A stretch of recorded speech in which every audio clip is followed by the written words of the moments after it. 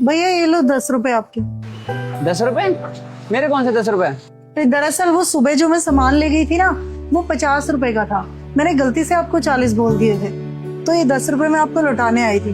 मैं शाम को भी आई थी पर आपकी दुकान बंद थी भैया। हाँ, कल वो मेरी माँ की तबीयत खराब थी इसलिए जल्दी चला गया। 10 रुपए तो थे। आप अगली बार जब सामान लेने आते तब उसमें कटवा देते। अरे नहीं नहीं भैया, मेरी माँ ने हमेशा मुझे यही सिखाया है कि कभी किसी की मेहनत के पैसे नहीं रखने चाहिए। भगवान कहीं ना कहीं हमारे परिवार में से निकाल लेता है। ये लो।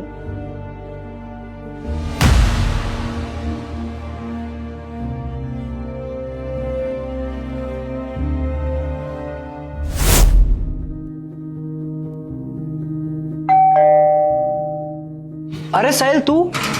भैया नमस्ते। क्या हुआ साहिल, दुकान का सामान टाइम पे नहीं पहुंचा क्या?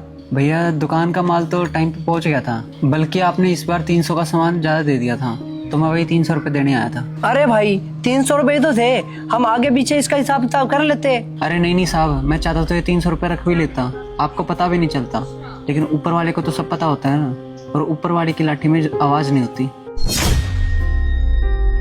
ये 300 रुपए क्या पता मेरे परिवार को कहाँ दुख दे जाए। आखिरकार हम कमाते तो अपने परिवार के लिए ही है ना।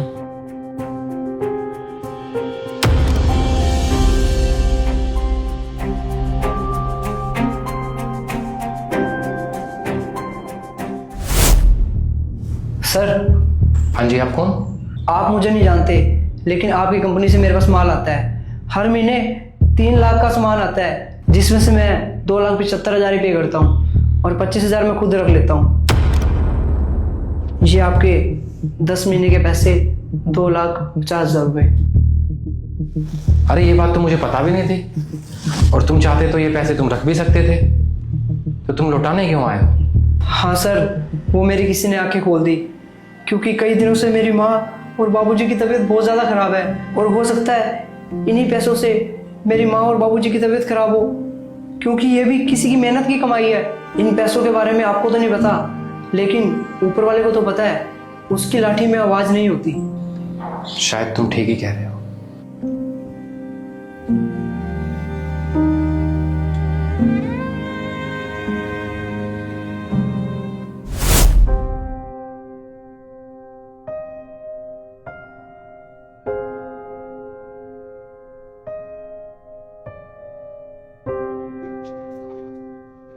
अंकल, आप राहुल के पापा हो ना? हाँ बेटा, हाँ। आप कौन?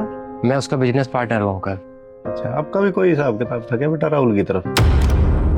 अभी मेरे पास तो कुछ बचा नहीं बेटा, मैंने उसका पूरा कर्जा उतार दिया, सब बेच दिया, मकान भी बेच दिया, जमीन थी वो जमीन भी बेच दी।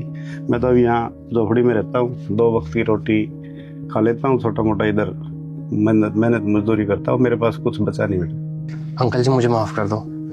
बेटा आप क्यों माफी मांग रहे हो? आपने ऐसी क्या गलती कर दी? जब हम बिजनेस पार्टनर थे ना अंकल, तो हमने गुड़गांव में कुछ फ्लैट्स लिए थे, और वो मुझ पे इतना भरोसा करता था, उसने सारे फ्लैट्स मेरे नाम पे लिए।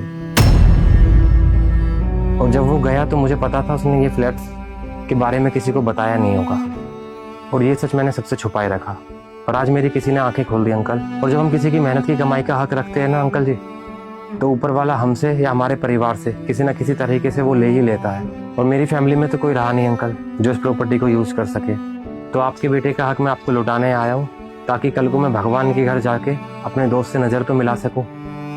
कभी भी किसी की मेहनत